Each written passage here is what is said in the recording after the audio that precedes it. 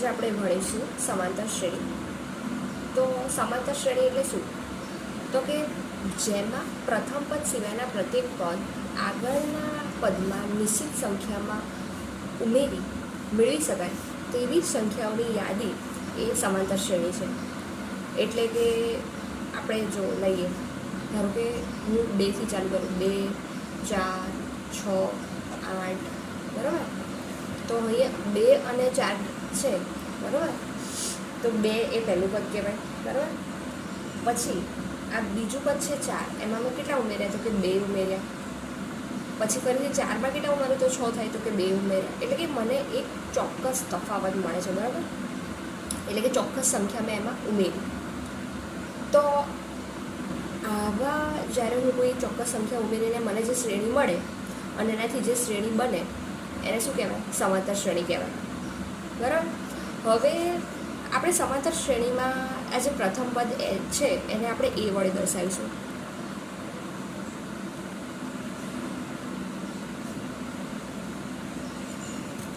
પછી આપણે જોઈએ કે ચોક્કસ તફાવત છે, બરાબર. હવે તફાવત કેવો હોઈ શકે? ધન બી હોઈ શકે, ઋણ બી હોઈ શકે, અથવા તો શૂન્ય પણ હોઈ શકે.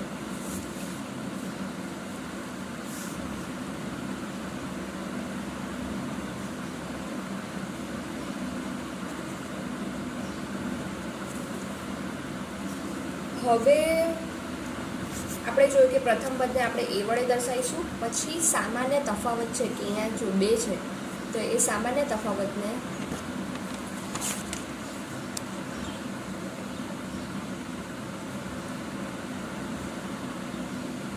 ડી, જે બેઝિકલી જો આને હું A1 લઉં, બરાબર, આને A1 લઉં, બરાબર. પ્રથમ પદ બરાબર A1 આપણે લખીએ તો જે સામાન્ય તફાવત છે, બરાબર, એ શું થશે? તો કે સામાન્ય તફાવત બરાબર ડી બરાબર A n minus AN minus 1. પછી n કોઈ પણ તમે લઈ શકો છો, એમાં જરૂર નથી કે પહેલું પદ જ લેવાય. એટલે કે અહીંયા A1 છે તો એના પછી શું આવશે? A2 આવશે. તો આપણે ડી બરાબર શું લખીએ? અહીંયા A2 માઇનસ A1, બરાબર. ઓકે. હવે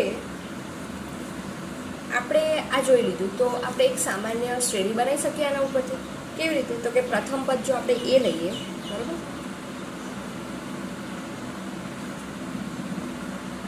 સામાન્ય તફાવત ડી લઈએ,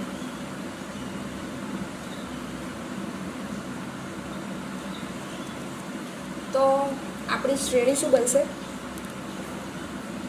આપણી સમાંતર શ્રેણી કેવી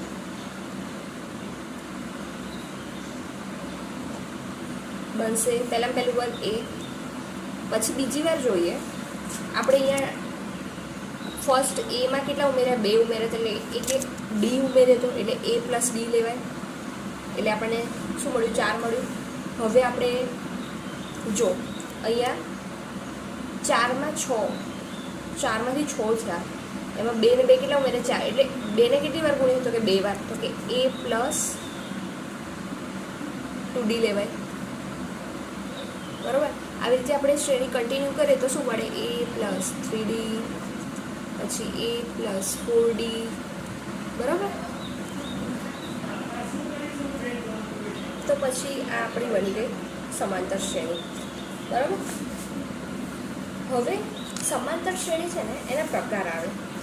તો એક આવે કે જેમાં આ જે પદો છે એની સંખ્યા કેવી હોય? નિશ્ચિત હોય, બરાબર. આ પદોની સંખ્યા નિશ્ચિત હોય તો એને આપણે શાંત કહીશું. કેવી કહીશું? શાંત સમાંતર શ્રેણી કહીશું. અને જેમાં પદોની સંખ્યા નિશ્ચિત ન હોય તેને આપણે અનંત સમાંતર શ્રેણી કહીશું. ઓકે.